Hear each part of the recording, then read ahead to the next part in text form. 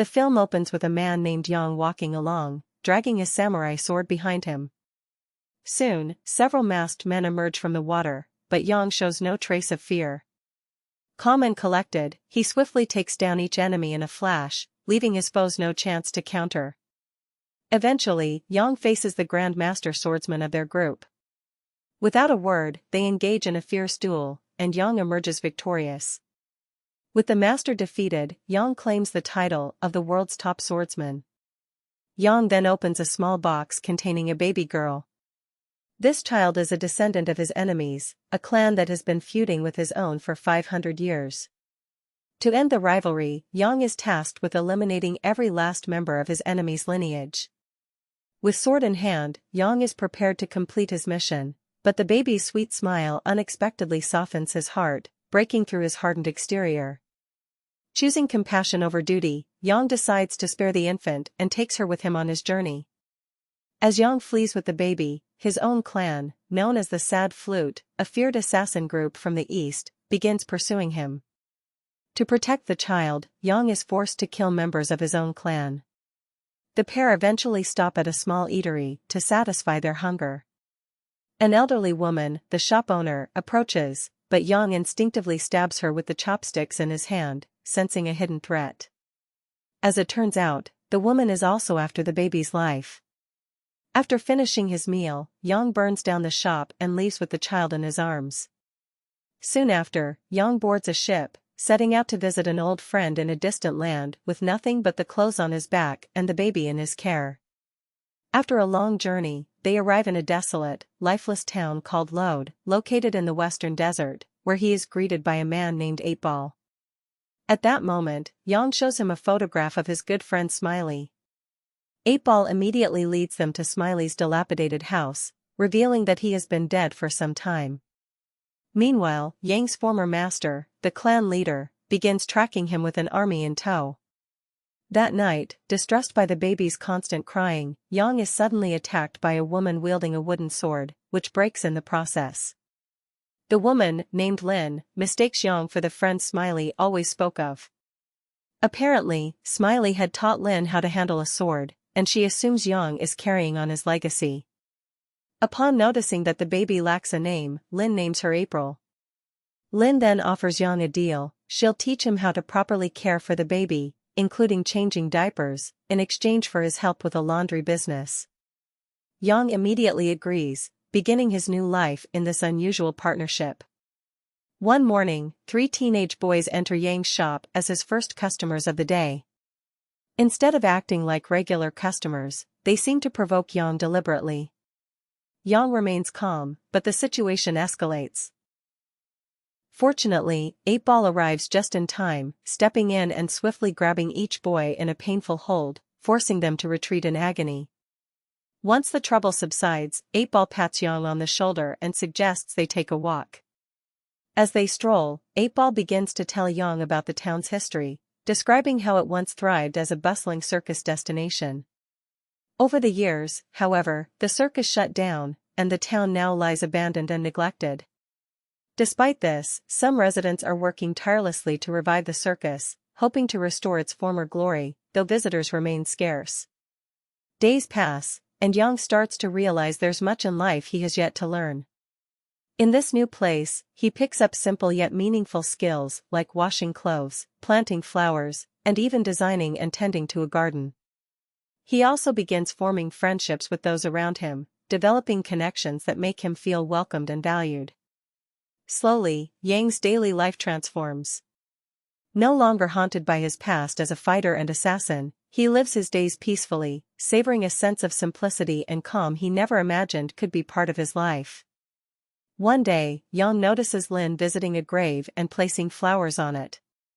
Curious, he asks 8-Ball about it, and he shares Lin's tragic story. Years ago, before the town fell to ruin, a band of outlaws invaded, seizing control. During this time, Lin was captured and handed over to serve their leader's twisted desires. However, she managed to escape, throwing hot oil on his face in a desperate bid for freedom. Furious, the man shot at her, and she fell. Unexpectedly, Lin's father rushed to help, only to be shot in the chest and killed instantly. Her mother and baby sister met the same fate, dying right before her eyes. While Lin survived, from that day on, she was consumed by a burning desire for revenge. She practiced throwing knives tirelessly, determined to avenge her family. Moved by her story, Yang decides to teach Lin how to throw a knife with precision. He blindfolds her and stands in front of the target, guiding her to trust her instincts and focus. At first, Lin hesitates, but with Yang's encouragement, she manages to throw the knife with her eyes closed, hitting the target without harming Yang. Inspired by his courage, Lin grows more curious about Yang, testing him further by throwing a stone at April from behind. Yang reacts instantly, catching the stone midair, leaving April safe from Lin's action. That night, Lin, still intrigued by Yang, asks why he's called the sad flute. With a cold tone, Yang explains that the name comes from the haunting flute-like sound that arises when they slit a neck. Lin then gives him a necklace, a keepsake from her mother, and in return, Yang presents her with a pair of swords. Excited, Lin swings the swords and catches a glimpse of Yang's legendary blade. She tries to unsheath it, curious, but fails, as Yang has sealed it to prevent the cries of the souls he's claimed from escaping. At that moment, he reveals that unlocking the sword would alert his clan to his whereabouts, binding him once more to the life he left behind. Meanwhile, the leader of the Sad Flute clan and his followers continue to track Yang, drawing ever closer like shadows that refuse to vanish. During this time, Yang devotes himself daily to training Lin in the art of swordsmanship, teaching her masterful, powerful techniques. Night after night, they practice intensely under a star-filled sky, the training sessions bringing them closer with each passing day. One evening, in the midst of their sword practice, Lin suddenly steps forward and, without a word, kisses Yang. Startled and inexperienced in matters of love, Yang stands frozen, captivated by the surprising yet thrilling moment.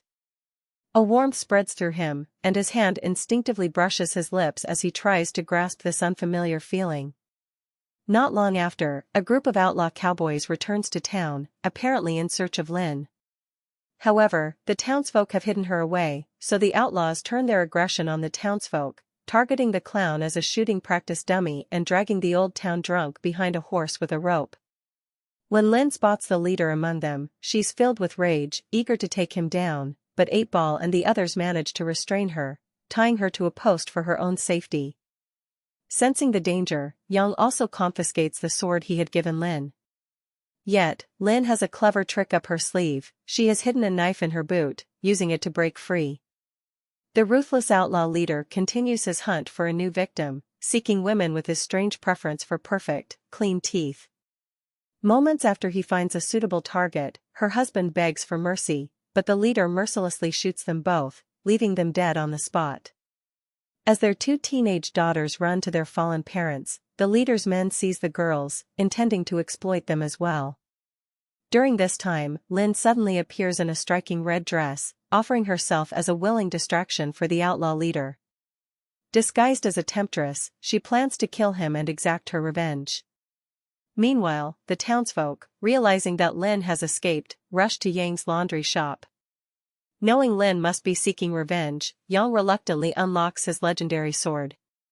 The moment he does, the cries of those claimed by the blade echo through the night, drawing the attention of the Sad Flute leader, who immediately rallies his forces.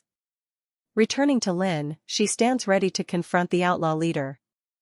However, her plan falters when he recognizes her distinct scent, realizing her true intentions. As a result, Lin is held at gunpoint, but Yang suddenly appears, cutting down the outlaws with ruthless strikes. As the outlaw leader tries to flee, Lin hurls a knife at him, catching him just as he attempts his escape. But as his mask falls, it's revealed he is merely a decoy. The real leader has managed to slip away, disappearing from the town once again. Realizing his presence might bring greater danger, Yang decides to leave the desolate town. However, 8-Ball and the townsfolk stand in his way, explaining that the outlaws will inevitably return, enraged by Lin's actions. Tired from years of oppression, the townsfolk have decided to fight back. Hearing their resolve, Yang chooses to stay and help. Together, they dig a hidden grave, revealing hidden weapons, bullets, and explosives. Surprisingly, the town drunk, Ron, who had been humiliated by being dragged behind a horse, is actually a retired sharpshooter. That night, the two former killers sit in the ruins of a garden, sharing stories under the night sky. Ron recounts how he once lived as a criminal until a woman changed his path, inspiring him to leave his dark past behind. Touched by his story, Yang seeks out Lin and returns her swords, empowering her for the battle ahead.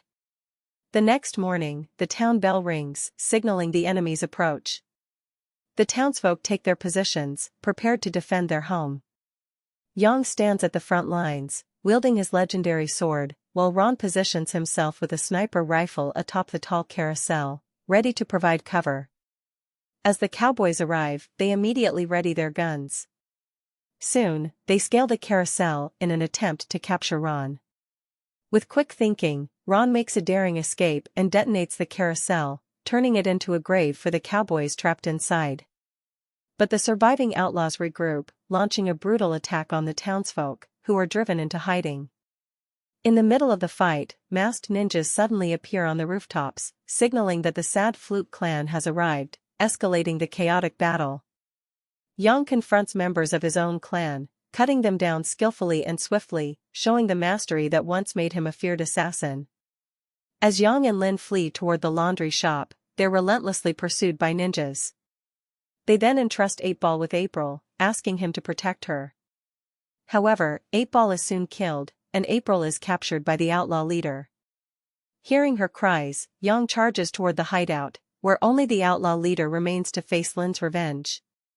However, his fight is far from over, as Yang still has to fight the leader of the Sad Flute clan, his former master. The man, considering Yang a traitor, immediately challenges him to a duel. In an intense duel, Yang faces his master in silence. While the duel itself remains unseen, the outcome is clear as Yang stands victorious, his master defeated with a single fateful strike to the neck. With the battle concluded, Yang bids farewell to Lin and the remaining townsfolk. With a heavy heart, he explains that he must leave, as members of the Sad Flute clan could arrive at any moment, posing a danger to anyone close to him. For April's safety, he entrusts her to Lin, who tearfully accepts the responsibility. Sharing one last meaningful glance, Yang turns and walks away, leaving behind the town and the people who have become a part of his life. And with this, the film comes to a close. The moral lesson from the story: choosing kindness over killing means you'll end up running a laundry, fighting ninjas, and dodging outlaws, all thanks to a baby in a box.